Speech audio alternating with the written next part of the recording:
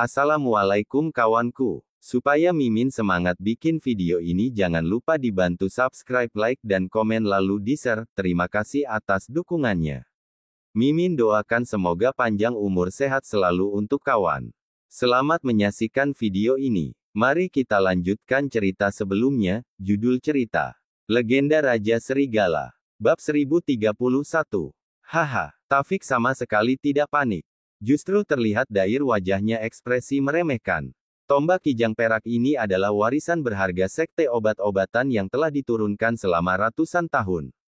Ketua sekte bahkan membutuhkan kekuatan ki untuk mengangkatnya. Hanya bocah seperti Teguh. Kalau dia bisa mengangkat tombak ini, aku berani sumpah disambar petir. Sesaat berikutnya, entah karena mendengar perkataan Taufik, Teguh dengan mudah mengangkat tombak kijang perak ini menggunakan satu tangan, lalu mengangkatnya ke langit, penuh semangat. Di bawah sinar matahari yang terik dan panas, angin terasa sepoi-sepoi. Pria perkasa, pahlawan sejati. Para tetua terkejut dan kehilangan kata-kata. Tombak kijang perak ini dibuat dari bahan khusus dan sangat berat saat digenggam. Bahkan ketua sekte hanya bisa mengangkat dengan bantuan kekuatan ki. Sangat tidak mungkin untuk digunakan bertarung melawan musuh. Lagi pula, diangkat saja sulit, bagaimana mungkin bisa digunakan untuk bertarung? Namun, Teguh yang berdiri di hadapan mereka ini dapat mengambilnya dengan begitu mudah. Gagah dan mengagumkan, sama sekali tidak terlihat susah payah, seolah tombak kijang perak ini dibuat khusus untuknya. Jika Taufik hanya mendengar tanpa melihat dengan mata kepala sendiri, tentu saja Taufik akan marah pada siapapun yang berbicara tentang itu. Karena kejadian ini sangat mencengangkan. Teguh ini memang cukup kuat juga. Entah siapa yang mengatakannya. Para tetua pun tersadar. Benar, kekuatan Teguh benar-benar luar biasa. Menggunakan tombak kijang perak harus dipadukan dengan ilmu terlarang sekte obat-obatan, tombak perak 9 langit. Teguh ini hanya orang asing. Belajar dari mana dia? Wush. Teguh lalu melompat ke bawah dan dengan berani menghampiri Taufik dan yang lainnya. Taufik memberi isyarat kepada para tetua. Mereka semua bersiap menggunakan keahlian masing-masing untuk menangkap Teguh. Teguh tidak takut sama sekali. Dia mengayunkan tombak kijang perak dengan sesuka hati, sangat mahir menggunakan tombak perak 9 langit. Tingkat pertama, tingkat kedua, tingkat ketiga, wush. Gerakan tombak Teguh makin lama dan makin cepat. Datang tanpa bayangan, pergi tanpa jejak. Hanya meninggalkan sedikit sinar putih. Seperti garis putih pada ombak, seperti naga gila yang melintasi sungai. Dengan satu serangan saja, dia sudah menghabisi semua tetua dan menghancurkan pertahanan gabungan mereka. Wush! Teguh tidak diam di tempat. Dengan satu lompatan, dia menyerang satu orang. Taufik telah menyerangnya berulang-ulang, sampai dia benar-benar marah. Dia memutuskan untuk memberikan pelajaran kepada para tetua ini. Sampai babak belur. Sampai mereka ketakutan. Agar tidak berbuat masalah lagi. Wush. Saat ujung tombaknya hanya berjarak beberapa sentimeter dari tetua itu. Sebuah tombak tiba-tiba menebas dari samping. Auranya sudah terasa sebelum tombak itu sampai. Tombak itu melesat di udara seperti naga. Ketua sekte obat-obatan, Tejasvi Sabel. Wush. Tejasvi berniat menguji kekuatan Teguh. Oleh karena itu, dia langsung menggunakan tombak perak 9 langit tanpa pikir panjang. Dia bisa melihat bahwa Teguh menggunakan teknik tingkat ketiga, jadi dia juga menggunakan teknik tingkat ketiga. Namun, seiring waktu berjalan dan kedua tombak makin beradu, Tejasvi tersadar. Teguh juga menggunakan kekuatan alam kaisar kultivasi tahap akhir. Getarannya bisa dia rasakan melalui ujung tombak, membuat lengannya terasa kesemutan. Tejasvi sungguh kaget, dan melihat dengan saksama. Setelah melihatnya, seluruh tubuhnya mematung dalam sekejap. Yang dipegang Teguh ternyata adalah tombak kijang perak. Tombak ini adalah senjata berharga yang sangat disukainya, tetapi karena sangat sulit untuk mengangkatnya, maka dia tidak bisa menggunakannya. Ternyata, saat berada di tangan Teguh, dia bisa menggunakan tombaknya dengan begitu mudah, seolah tombak ini dibuat khusus untuknya. Bab 1032. Teguh. Tombak perak 9 langit dikenal dengan ciri khasnya yang ringan dan fleksibel. Paling baik jika digunakan pada tombak yang ringan. Kenapa kamu memakai tombak kijang perak yang begitu berat? Tejasvi bukannya enggan berpisah dengan tombak berharga ini. Dia hanya khawatir Teguh akan tersesat jalan, bisa-bisa latihannya selama beberapa hari akan sia-sia. Teguh tersenyum ringan. Pak Tejasvi, tombak perak 9 langit ini bukan berfokus pada kecepatan dan perubahan. Tapi, sebenarnya lebih fokus pada kekuatan daripada teknik. Jadi lebih baik menggunakan tombak yang berat. Ini yang diajarkan penjaga agung kepadaku di tanah adat terlarang. Penjaga agung. Begitu nama ini muncul, bukan hanya Tejasvi saja yang tampak tertegun. Tafik dan para tetua serta Zafran, Sabel, dan teman-temannya. Semua orang juga tercengang. Penjaga agung. Dia adalah legenda sekte obat-obatan. Keberadaannya misterius dan kekuatannya sangat dalam dan sulit ditebak. Sangat menakjubkan. Semua orang di sekte obat-obatan tahu dia, tidak ada yang tidak mengetahuinya. Semua orang di sana, termasuk para tetua besar, termasuk Tejasvi, semua bermimpi bisa diajari penjaga agung sekte obat-obatan. Sayang sekali, seberapa keras mereka memohon, seberapa keras mereka meminta, mereka tidak pernah bisa bertemu dengan penjaga agung, bisa-bisanya Teguh, seseorang dari luar sekte obat-obatan, diajari langsung oleh penjaga agung. Benar-benar membuat iri dan cemburu. Teguh. Setelah mendengar kata-katanya, pandangan mata Tejasvi makin berkobar. Ayo kita bertarung. Aku ingin lihat seberapa hebat tombak perak 9 langit hasil diajari langsung oleh penjaga agung. Wush. Sambil berbicara, Tejasvi mengayunkan tombaknya, menimbulkan kilatan cahaya yang menakjubkan. Para tetua besar bersama Tafik serta Zafran, Yardan, dan gerombolannya sangat terkejut. Mereka juga tampak penasaran, ingin melihat seberapa kuat Teguh yang sebenarnya. Ini.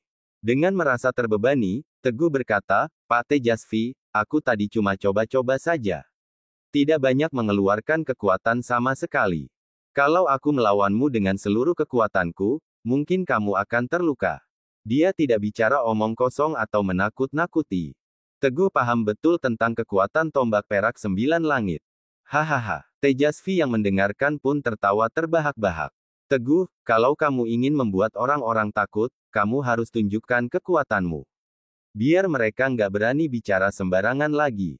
Inilah tujuan Tejasvi yang sebenarnya. Teguh kini telah mencapai alam bela diri dewa. Tombak perak 9 langit yang diajari penjaga agung sudah cukup untuk menghancurkan Tafik dan yang lainnya. Dia bukannya mengkhawatirkan Teguh. Dia hanya khawatir Tafik dan teman-temannya tidak tahu diri dan terus mengganggu Teguh. Yang merugi nantinya adalah sekte obat-obatan. Kalau begitu, kita mulai sekarang. Teguh menggenggam tombak kijang perak, langsung diikuti dengan 2 serangan menggunakan tombak itu. Sangat keren dan membuat takjub. Teguh, hati-hati. Tejasvi menjawab sebentar, lalu cepat-cepat menggunakan tombak perak 9 langit langsung ke tingkat kelima. Saat itu juga, daerah sekitar diliputi cahaya dingin yang menusuk. Tejasvi mengayunkan tombaknya dengan gerakan cepat, memancarkan cahaya dingin yang mematikan, seperti sekuntum anggrek yang mekar di padang bunga. Akan tetapi, setelah mengenali serangannya, Teguh juga naik menggunakan kekuatan tingkat kelima. Hanya dalam beberapa detik, Tejasvi terdesak mundur. Aura tekanan yang mengerikan membuat Tejasvi hampir tidak memiliki ruang untuk melawan dan memaksanya menggunakan kekuatan tingkat ke-6 untuk menghalaunya. Hasilnya tidak jauh berbeda. Meski telah menggunakan tingkat ke-6, dia tetap tidak bisa menghentikan Teguh yang menggunakan tingkat kelima. Sangat mengesalkan, membuatnya tidak terima kalau kalah begitu saja. Tejasvi hanya bisa terus mengerahkan kekuatan sampai tingkat ke-7, baru akhirnya bisa bertarung dengan seimbang. Meskipun Teguh masih lebih unggul, setidaknya dia tidak kalah begitu saja tanpa perlawanan. Luar biasa, anak ini diam-diam sudah punya kekuatan alam bela diri dewa. Alam bela diri dewa ditambah tombak perak 9 langit. Pada tingkat kelima saja dia bisa sedikit lebih kuat menghadapi ketua sekte yang memakai tingkat ke-7. Memang nggak salah lagi, dia murid yang diajari langsung oleh penjaga agung. Sepertinya, kita yang terlalu sombong. Nggak cuma sombong, Teguh sudah menguasai tombak perak 9 langit. Menantang dia sama saja menantang maut. Kita semua harus berterima kasih karena Teguh sudah baik tidak membunuh kita. Para tetua tersenyum getir satu sama lain menyaksikan perkembangan ini. Bab 1033 Mereka tidak terima. Mereka tidak rela mengakui bahwa Teguh lebih kuat dari mereka. Namun, faktanya sudah menjelaskan lebih baik daripada kata-kata. Ketika Tejasvi memimpin orang-orangnya menuju Gunung Lembah Hijau, Taufik dan anggota Sekte Obat-Obatan tetap tinggal di sekte sehingga mereka tidak menyaksikan pertempuran sengit antara Teguh dan Tejasvi. Baru sekarang mereka menyadari kekuatan Teguh. Rasa kagum diwarnai rasa iri. Iri sekaligus takut. Pak Tejasvi. Teguh menyimpan tombaknya dan tersenyum. Sudah cukup, cukup, cukup. Tejasvi tampak setengah terkejut dan setengah tak berdaya. Kalau lanjut bertarung, tulang-tulang tuaku ini nanti remuk semua, katanya tanpa daya. Teguh hanya bisa tertawa. Pak Tejasvi, aku sudah menguasainya sebaik mungkin. Sekte Obat-Obatan telah memberikan bantuan kepadaku. Aku bersumpah akan selalu mengingat budi baik Sekte Obat-Obatan. Aku akan tiba tepat waktu di hari konferensi seni bela diri kuno. Sampai jumpa. Teguh melambaikan tangan kepada Tejasvi. Sampai jumpa. Tejasvi juga melambai balik padanya. Teguh pun pergi. Tejasvi menyaksikan kepergian Teguh sampai hanya tersisa titik hitam. Baru kemudian dia berbalik menatap Taufik dan yang lainnya dengan tatapan tajam. Kalian semua sudah lihat, kan, kekuatan Teguh. Dia masuk ke tanah adat terlarang Sekte Obat-Obatan setelah mendapat izin dariku. Penjaga agung juga mengakui kemampuannya dan mengajari dia tombak perak 9 langit yang begitu hebat. Kalau kalian berani cari masalah dengan dia, itu namanya cari mati. Kalau tadi aku terlambat 3 detik saja, kalian cuma bisa menyesal. Mendapat teguran darinya, Taufik dan para tetua lainnya menundukkan kepala dengan patuh, tidak berani mengatakan apa-apa, jika Teguh langsung menggunakan seluruh keahliannya, meski jumlah mereka banyak, tidak mungkin mereka bisa lolos dengan mudah dari kematian atau luka parah. Terlebih lagi, Tejasvi acuh tak acuh berkata, Teguh sekarang sudah di alam bela diri dewa. Dia juga menguasai ilmu terlarang Sekte Obat-Obatan. Dia akan menjadi kekuatan utama dalam melawan Noah dan keluarga Yadira. Dia juga terikat dengan harta karun keluarga Sabel yang misterius. Bisa dikatakan, masa depan Sekte Obat-Obatan bergantung pada Teguh. Jangan sampai aku lihat hal seperti ini terulang lagi.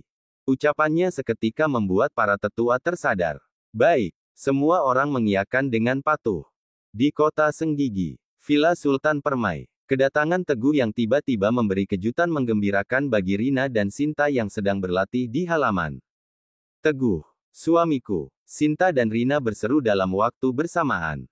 Teguh sengaja tidak naik pesawat khusus, tetapi naik penerbangan komersial untuk memberi kejutan bagi dua orang itu. Melihat suasana di antara mereka tidak begitu tegang, hati Teguh jadi lebih tenang. Suamiku, Rina melirik Sinta dan dengan bangga berkata, aku sudah sepenuhnya menguasai kekuatan alam bela diri raja. Sekarang aku bisa mengendalikan kekuatan Ki dengan mudah dan terampil menggunakannya dalam pertarungan, nggak seperti dulu.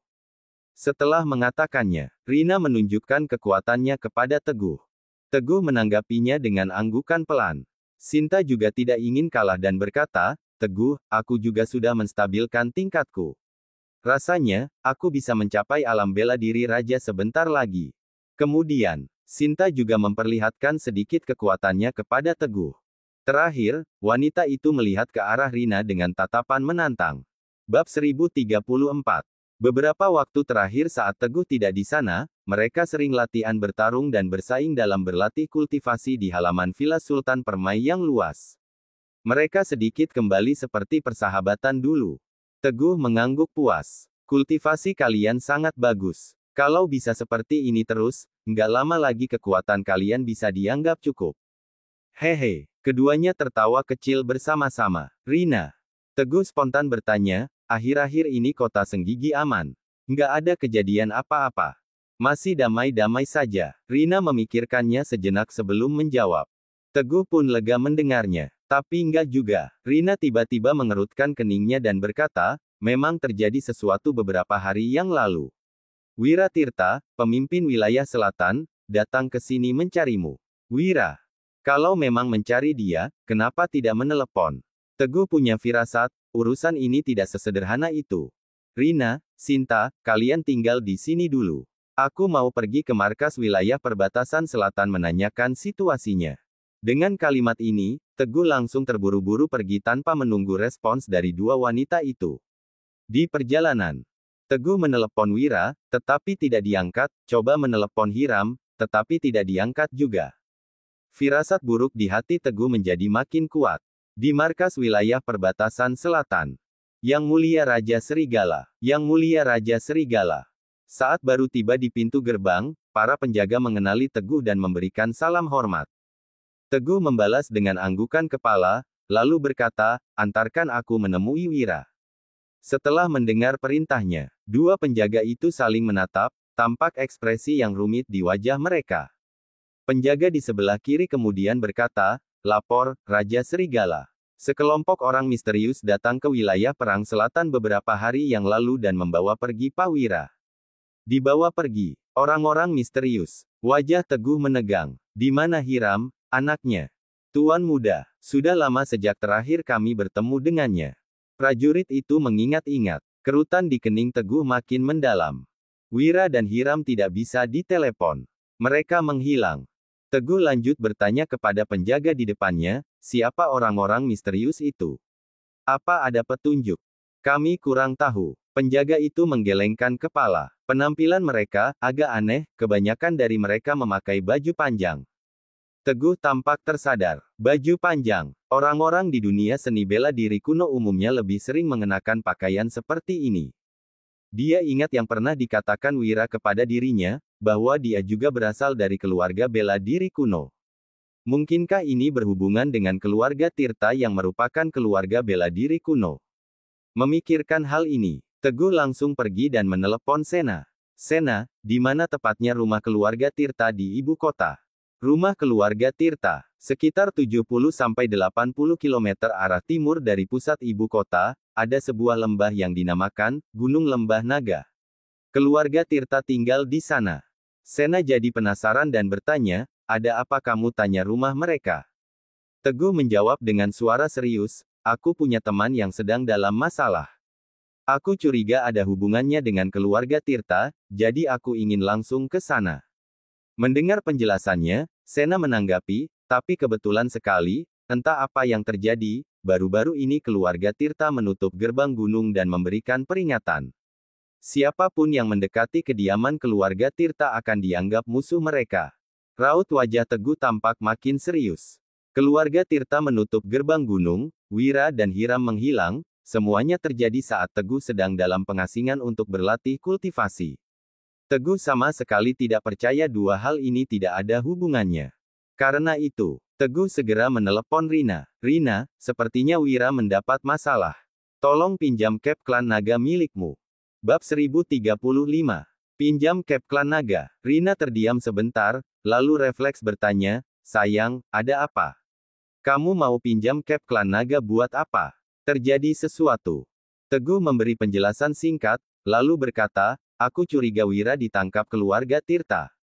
Jadi, aku ingin pinjam cap klan naga milikmu untuk pergi ke rumah keluarga Tirta dan menjemputnya kembali. Lebih baik lagi kalau para master dari klan naga bisa datang. Aku perlu bantuan mereka. Wira Tirta. Rina ingat betul, saat keluarga Yulianto dan grup Jagaraga mulai berkembang pesat dan menghadapi banyak masalah, yang menyelesaikan semua masalah itu adalah pemimpin wilayah selatan, Wira Tirta. Saat Wira sedang terjebak masalah, tentu saja dia tidak punya alasan untuk menolak. Oke, kamu pulanglah dulu. Orang-orang dari klan naga bisa digerakkan melalui perintah Cap Klan Naga, jadi Cap Klan Naga itu akan kuberikan padamu. Rina langsung setuju tanpa ragu. Di Villa Sultan Permai. Saat Teguh pulang, Rina dan Sinta segera menyambutnya. Sayang, Rina menyerahkan cap klan naga ke tangan Teguh. Aku sudah memberi tahu orang-orang dari klan naga untuk segera pergi ke ibu kota melaksanakan perintah. Setelah sampai di sana, kamu tinggal beritahu mereka lokasinya lewat cap klan naga. Teguh mengangguk dan menerima cap klan naga itu. Selanjutnya, Rina memberi tahu Teguh kode kontak rahasia klan naga. Saat berbicara, tiba-tiba Rina terpikir ide berbeda. Mungkin, aku pergi ke ibu kota juga bersamamu, kita sama-sama selamatkan Pak Wira dari keluarga Tirta. Sekarang, kan aku sudah di alam bela diri raja, jadi aku bisa ikut membantu. Aku juga. Di samping, Sinta juga ingin ikut. Teguh tersenyum dan berkata, walaupun situasinya rumit, tapi belum sampai separah itu. Kali ini kalian nggak perlu repot-repot. Kalian yang tenang saja di Villa Sultan Permai, latihan membiasakan diri menggunakan kekuatan Ki. Meskipun Teguh akui kekuatan keluarga Tirta cukup besar, tetapi masih belum sekuat itu sampai dia harus membawa-bawa keluarganya. Ya sudah. Rina tahu pikiran Teguh sangat sulit diubah kalau sudah mengambil keputusan. Jadi, dia tidak lagi membahasnya dan hanya mengingatkan, sayang, hati-hati selama perjalanan. Beritahu kami sesegera mungkin kalau ada masalah apapun. Kami sekarang sudah bisa ikut berperang. Oke, Teguh tersenyum, meninggalkan Villa Sultan Permai dengan langkah cepat menuju Gunung Lembah Naga di ibu kota, Sekte Obat-obatan. Di halaman belakang, Tejasvi sedang berlatih. Sena tiba-tiba masuk. Kakek, tadi Teguh telepon. Tejasvi bahkan tidak membuka mata dan hanya bertanya, anak itu kenapa lagi? Dia telepon aku mau tanya alamat keluarga Tirta. Dia bilang, ada temannya yang ditangkap keluarga Tirta. Dia siap-siap mau pergi ke rumah keluarga Tirta untuk mengambil kembali temannya itu, tutur Sena. Mendengar penjelasannya, mata Tejasvi yang tajam seperti mata harimau tiba-tiba terbuka lebar. Apa kamu bilang? Teguh tanya alamat keluarga Tirta, mau mencari temannya ke sana. Tejasvi menatap Sena. Nada suaranya terdengar sangat serius. Dia tiba-tiba teringat. Beberapa waktu yang lalu, terjadi sesuatu di keluarga Tirta. Keluarga Tirta menangkap semua anggota keluarga mereka yang telah dikeluarkan serta orang-orang dari cabang luar keluarga Tirta. Setelah mengumumkan bahwa mereka akan menutup gerbang gunung, tidak ada satu orang pun yang terlihat lagi. Kemungkinan, teman Teguh itu ada di antara orang-orang yang ditangkap dan dibawa kembali ke keluarga. Kalau Teguh pergi mencari temannya itu, pasti akan muncul keributan. Sena juga dapat merasakan kegentingan situasi ini. Ya, Teguh tanya aku sekitar 3 atau 4 jam yang lalu, itu, pasti akan muncul keributan. Sena juga dapat merasakan kegentingan situasi ini. Ya, Teguh tanya aku sekitar 3 atau 4 jam yang lalu. Sudah sejauh ini, wajah Tejasvi makin kalut. Jangan sampai kerjasama antara Sekte Obat-obatan dengan 3 keluarga besar ikut terpengaruh. Ayo, kita ke rumah keluarga Tirta sekarang juga. Bab 1036. Kita harus menghentikan Teguh sebelum dia sampai di rumah keluarga Tirta untuk menyelamatkan temannya. Tejasvi cepat-cepat memberi perintah dan mengumpulkan banyak ahli dari Sekte Obat-obatan, lalu sesegera mungkin pergi ke bagian luar Gunung Lembah Naga. Pada saat ini, aliansi antara Sekte Obat-obatan dengan 3 keluarga seni bela diri kuno sebenarnya dibangun untuk bersama-sama menghadapi musuh besar yang sama, yaitu keluarga Yadira. Begitu Teguh melakukan sesuatu di keluarga Tirta, aliansi yang sudah sangat rapuh ini akan langsung runtuh dalam sekejap. Jika 3 keluarga besar jatuh sepenuhnya ke tangan keluarga Yadira, masalahnya akan jadi sangat besar. Bukan hanya Teguh yang mendapat masalah. Bahkan Sekte Obat-obatan pun mungkin terancam terombang-ambing dalam badai ini. Inilah yang dikhawatirkan Tejasvi. Tepat saat Tejasvi mengumpulkan orang-orangnya dan berangkat. Teguh sudah tiba di Gunung Lembah Naga.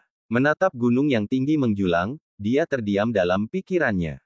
Sekarang bukan saat yang tepat untuk bertindak. Dia harus menunggu klan naga dan para master dari Istana Raja Serigala.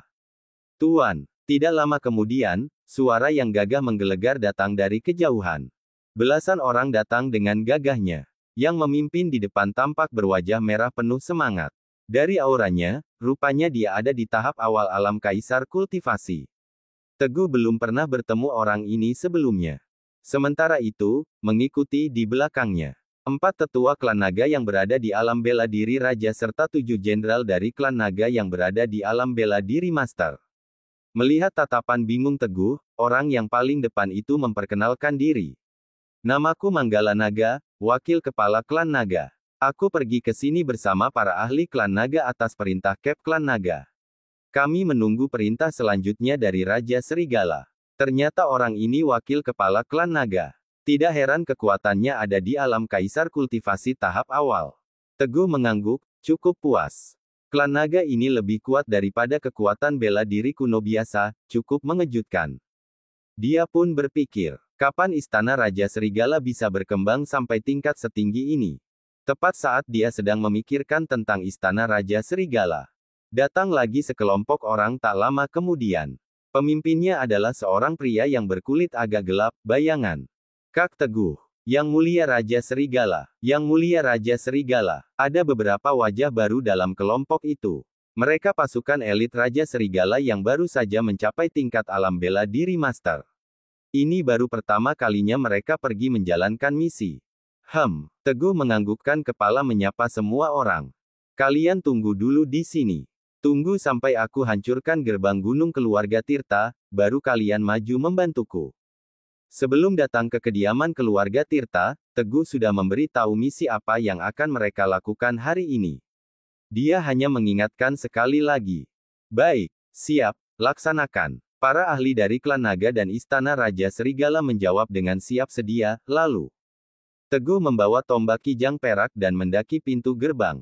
Tak lama kemudian, Teguh melihat sebuah batu besar menutupi jalan, memisahkan rumah keluarga Tirta dengan dunia luar.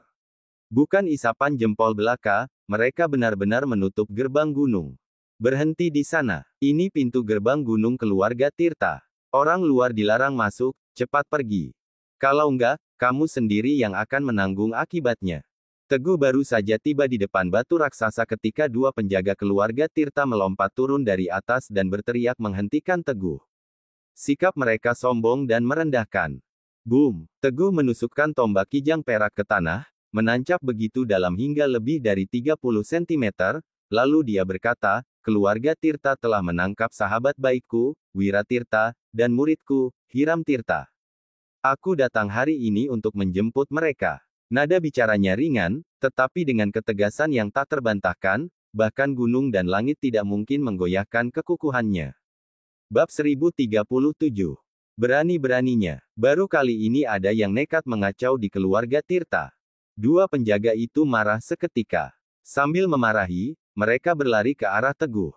Ingin memberi Teguh pelajaran. Wush! Boom! Satu persatu serangan dilayangkan. Ternyata keduanya adalah Grandmaster. Grandmaster ditugaskan menjadi penjaga pintu. Hanya keluarga bela diri kuno yang bisa melakukan hal seperti ini. Namun, di hadapan Teguh tetap masih jauh dari cukup.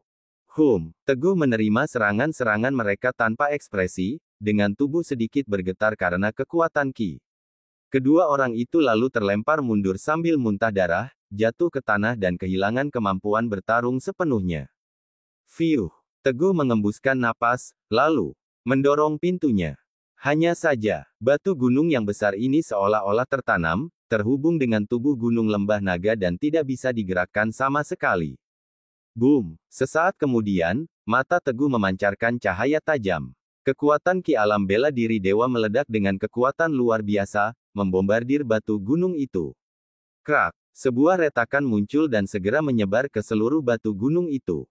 Boom! Boom! Krak! Krak! Dua pukulan lagi. Batu gunung yang sebesar sebuah villa ini nyatanya dapat hancur berkeping-keping dengan serangan tangan kosong Teguh. Serpihan dan serbuk tersebar di tanah seperti debu yang beterbangan. Tak lama kemudian, Teguh mengabaikan tatapan tercengang kedua penjaga. Dia menyimpan tombak kijang perak dan berjalan dengan mantap menuju ke dalam pegunungan lembah naga menuju rumah keluarga Tirta. Di sebuah kuil leluhur di belakang gunung. Sebagian besar anggota keluarga Tirta berkumpul di sini. Kepala keluarga, Winesh Tirta, ditemani Samuel Tirta, seorang tetua keluarga Tirta, serta banyak tetua keluarga Tirta lainnya. Orang-orang dengan posisi tertinggi berkumpul di sini. Wira dan Hiram diikat di atas dua salib. Tubuh mereka sama sekali tidak dapat berkutik dan wajah mereka tampak lesu. Terdapat bekas darah kering di bibir mereka. Mereka pasti mendapat siksaan yang berat selama beberapa hari ini. Leluhur keluarga Tirta. Winesh menyalakan sebatang dupa dan menancapkannya, melirik kedua orang itu dengan mata sedingin es, tanpa sedikit pun kehangatan yang seharusnya dipancarkan oleh pandangan mata manusia. Kepala keluarga Tirta saat ini, Winesh Tirta, ada di sini untuk menghukum kedua cucu yang tidak bermoral ini, sebagai penghormatan kepada para leluhur yang hadir. Keluarga Tirta menangkap Wira dan Hiram, ternyata karena mereka ingin membunuh kedua orang itu sebagai penghormatan untuk leluhur yang sudah meninggal. Hal seperti ini sungguh tak masuk akal. Setelah mendengar penuturan Winesh, Wira dan Hiram di atas salib tertawa dingin, tetapi mereka lalu merundukkan kepala karena sudah tidak punya kekuatan lagi. Gawat! Tepat pada saat itu, seorang pelayan datang dengan tergesa-gesa. Wajahnya penuh kepanikan. Winesh mengerutkan keningnya tidak senang. Suaranya dingin dan menegur, berdiri di depan leluhur acak-acakan seperti itu. Sangat tidak pantas. Apa yang terjadi? Ceritakan pelan-pelan. Baik. Pelayan itu menundukkan kepala dan berkata, ada seseorang yang membobol pintu gerbang dan masuk ke dalam rumah keluarga Tirta. Apa? Tidak hanya Winesh saja yang tampak kaget. Ekspresi wajah Samuel dan para tetua lainnya juga persis sama. Masuk ke rumah keluarga Tirta. Siapa yang punya nyali sebesar ini? Mungkinkah itu Noah? Winesh segera bertanya, siapa orangnya? Berapa banyak? Swoosh, sing. Sebelum pelayan itu sempat menjawab, terdengar suara tajam memecah udara tak jauh dari sana. Suara itu berasal dari sebuah benda. Sebuah tombak panjang yang aneh, seperti naga terbang melintasi langit dan akhirnya jatuh tepat di depan Winesh, menancap keras di lantai dan menembus sampai 15 cm. Dengan jatuhnya tombak itu, seluruh lantai bergetar hebat, menunjukkan betapa kuatnya lemparan tombak itu. Meski sangat kuat, tombak itu hanya menancap di sana tanpa membuat lantai pecah-pecah. Itu artinya, si pelempar memiliki kemampuan mengontrol kekuatan yang sangat luar biasa. Seluruh keluarga Tirta seperti disambar petir. Ini aku. Terdengar suara penuh tenaga, tepat saat Winesh, Samuel, dan lainnya mulai menunjukkan raut muka tak percaya. Sosok pria muncul dari kejauhan dan mendarat dengan anggun di tengah kerumunan orang. Tidak takut sama sekali. Dengan kekuatan yang tak dapat tertandingi. Orang itu tidak lain adalah Teguh. Cerita bersambung.